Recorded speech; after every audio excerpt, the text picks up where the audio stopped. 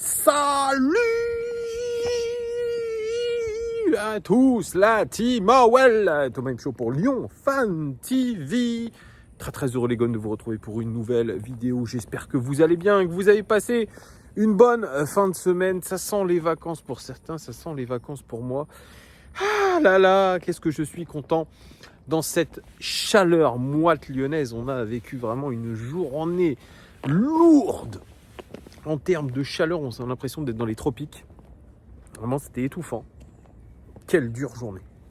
Bref, j'espère que vous allez bien. N'hésitez pas, les amis, à vous abonner.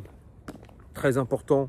À partager cette vidéo et à liker. C'est hyper important aussi pour le référencement de cette chaîne. Vous êtes sur une vidéo OL, Daily, Mercato. Ce seront des vidéos qui, tout au long du Mercato, vous permettront de suivre cette actualité en quasi temps réel.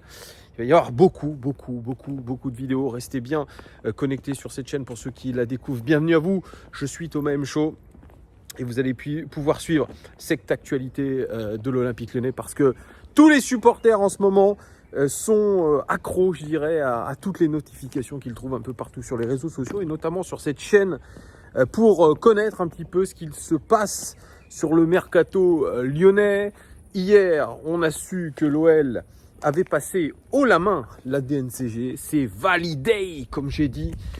Puisque l'organe financière plutôt de la LFP a dit pas de souci les amis, cette fois-ci vous pouvez faire un mercato comme vous le voulez, il n'y aura aucune restriction.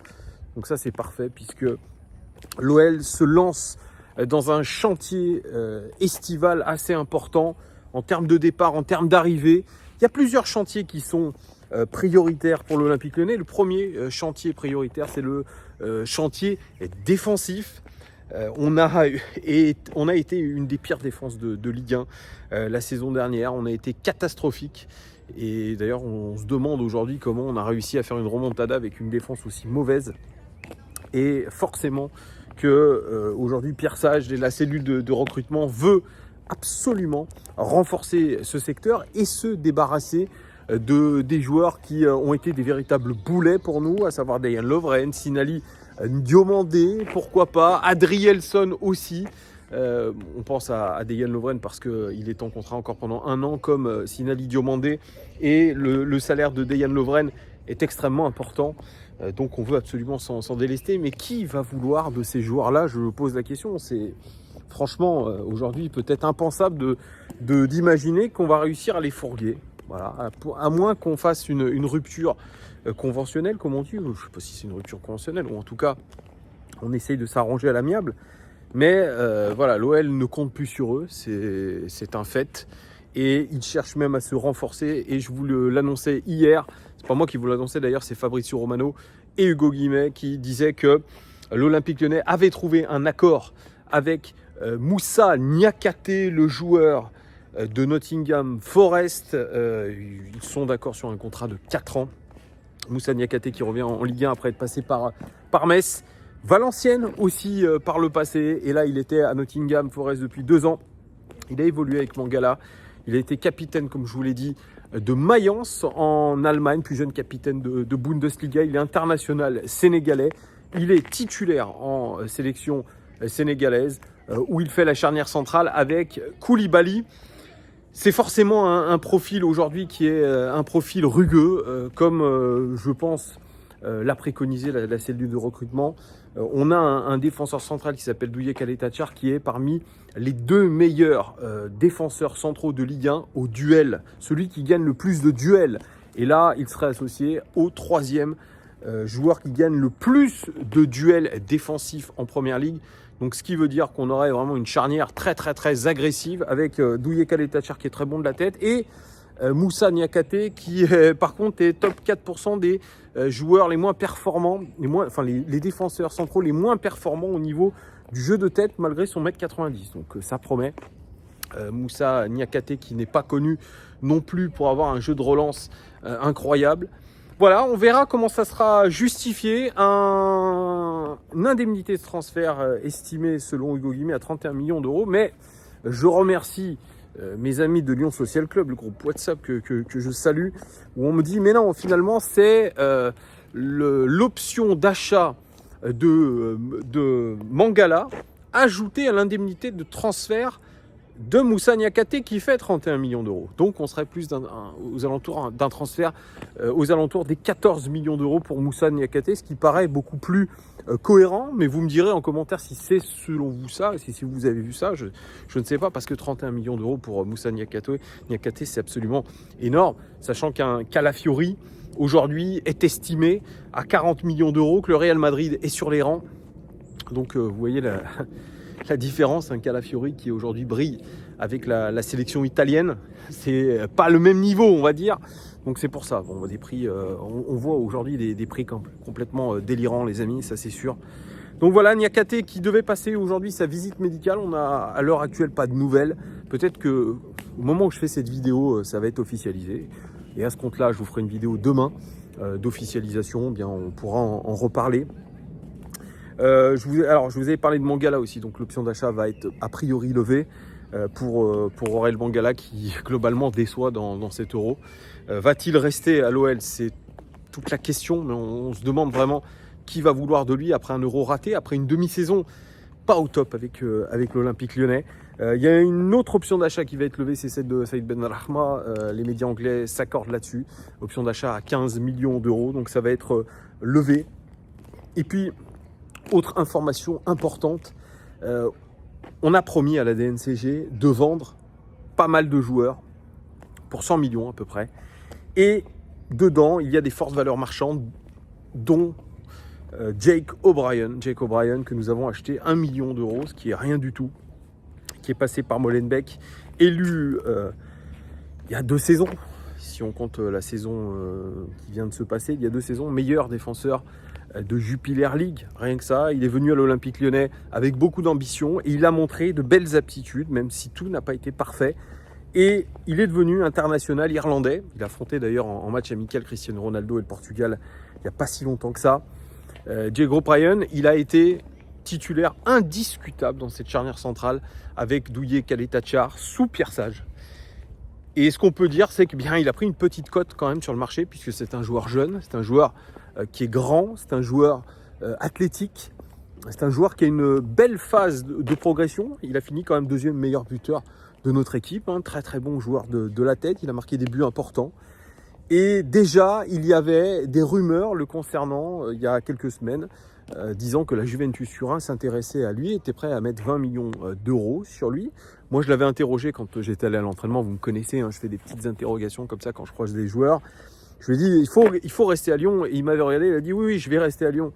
Bon, vous pensez bien que ce sont des paroles de circonstance. Aujourd'hui, il serait poussé à un départ, puisque comme on recrute défensivement, j'imagine qu'il serait poussé à un départ.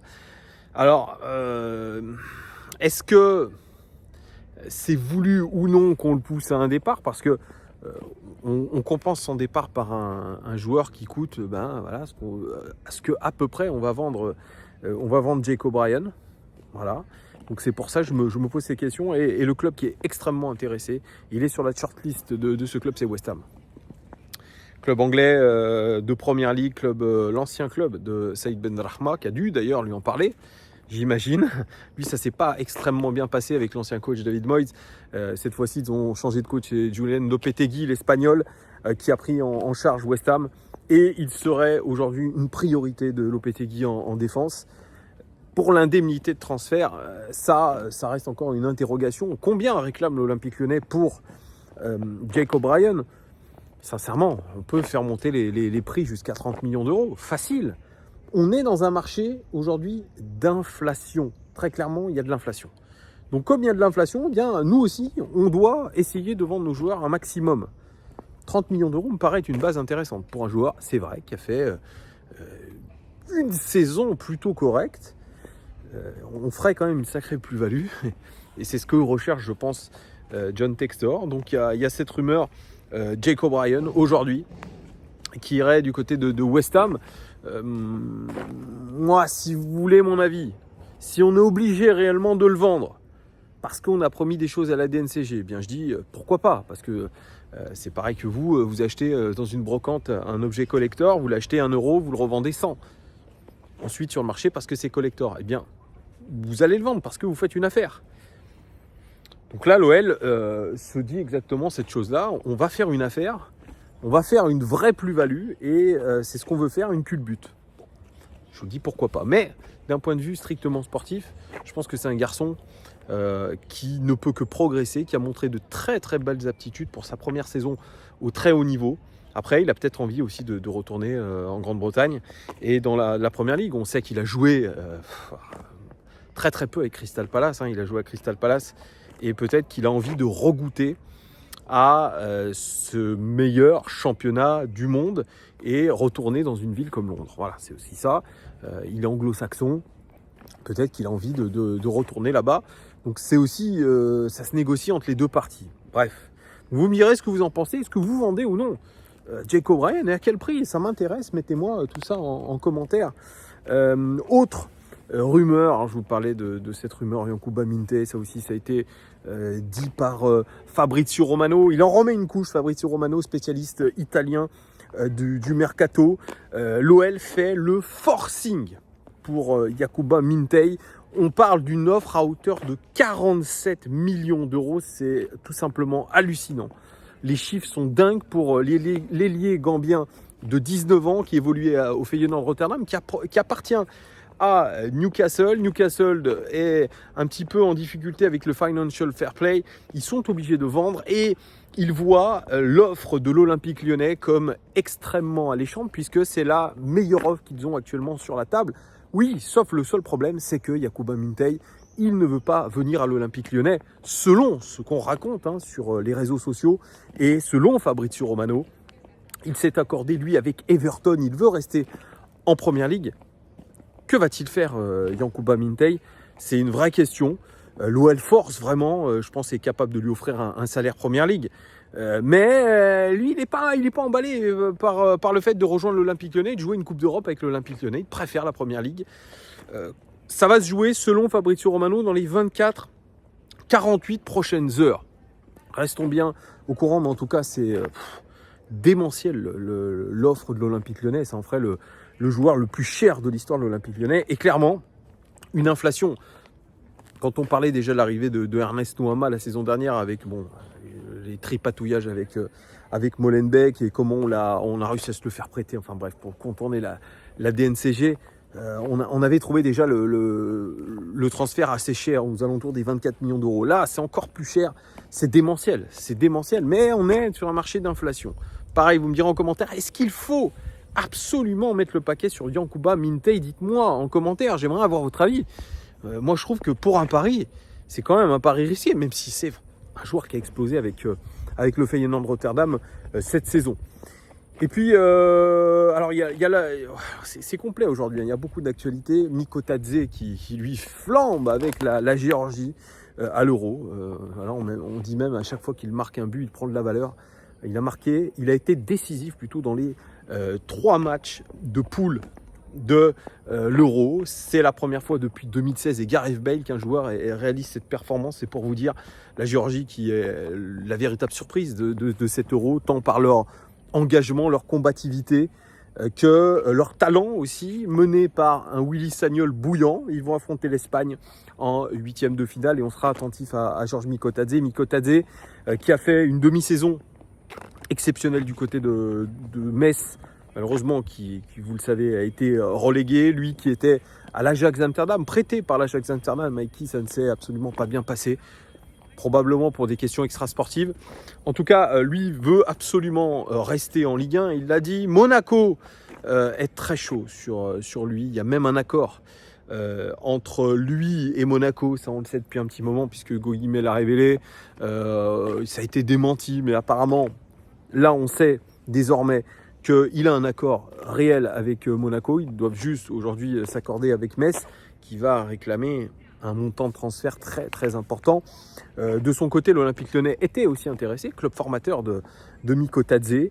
Mais ces derniers temps, on a dit que l'OL, finalement, avec la prolongation d'Alexandre Lacazette, avait renoncé à faire venir Georges Mikko Tadze. Il s'était même enlevé des possibles négociations. Et là, retournement de situation, le Disport nous dit que l'Olympique Lyonnais n'a pas dit son dernier mot dans le dossier Mikko Tadze. et qu'ils seraient prêts à faire une offre. Et quand on pense à ce qu'ils sont capables de mettre pour Yankuba Minteh, j'imagine qu'ils sont capables de dégainer une offre à plus de 30 millions d'euros pour Mikotadze, parce que s'il continue comme ça dans cet Euro, imaginons qu'il crée la surprise face à l'Espagne, ça peut monter à des sommes très très importantes. On sait que Mikotadze a toujours clamé son amour pour l'Olympique Lyonnais. Après, je pense qu'il doit y avoir une sorte d'amertume aussi d'avoir été viré du centre de formation de l'OL. Est-ce que réellement il a envie d'y retourner ? Quand vous avez une offre comme Monaco, c'est avec un salaire XXL, c'est avec aussi la possibilité de participer plutôt à la Ligue des Champions. Avec l'Olympique Lyonnais, ça serait uniquement l'Europa League. Il pourrait être dans un système, je pense, j'imagine, si on le recrute, un tarif très très important, qu'il sera dans une doublette avec Alexandre Lacazette, qu'il faudra établir un système de jeu pour Pierre Sage en fonction d'une doublette Lacazette-Mikotadze. Bref, beaucoup d'infos contraires. Le feuilleton, en tout cas Mikotadze, n'est pas terminé et il se pourrait même qu'il y ait d'autres clubs qui rentrent dans la danse, des clubs anglais, on peut imaginer avec un pouvoir d'achat encore plus important. Donc ce n'est pas fini, c'est pour ça qu'on en est qu'au début du mercato, il y a beaucoup de choses qui se percutent. Et dernière chose, Mamadou Diawara. Mamadou Diawara qui n'a pas beaucoup joué chez nous, qui était un transfuge des jeunes du Paris Saint-Germain la saison dernière, qui a joué avec Laurent Blanc et ensuite a très très peu joué avec Fabio Grosso et avec Pierre Sage. Alors, on lui a dit en fin de saison qu'on comptait sur lui. Et moi, je vous l'ai dit à plusieurs reprises pour l'avoir vu à l'entraînement, je trouve que c'est un joueur vraiment d'avenir. C'est quelqu'un qui a quelque chose. Il a vraiment quelque chose. Mamadou Diawara, il est puissant, il est technique, il va vers l'avant. C'est un footballeur moderne. Mais on ne peut pas lui garantir aujourd'hui du temps de jeu, clairement, avec le mercato qui va être mis en place. Et il y a un club de Ligue 1 qui fait le forcing aujourd'hui pour le récupérer en prêt. C'est le FC Nantes. Et Antoine Kombouaré qui en aurait fait sa priorité. Le joueur serait chaud à l'idée de rejoindre le FC Nantes. Donc ça aussi, ça va être à suivre ces prochains jours. Moi, je suis un petit peu déçu qu'on ne le garde pas parce que je pense que c'est un joueur d'avenir. Vous me direz, vous, en commentaire, ce que vous en pensez. Voilà, 17 minutes que je vous parle. Il y avait beaucoup d'actualités. N'hésitez pas à réagir. N'hésitez pas à mettre des pouces et à vous abonner. Et je vous souhaite d'ores et déjà un bon début de week-end, les amis. Et surtout de bons huitièmes de finale de l'Euro. Allez, gros bisous, ciao!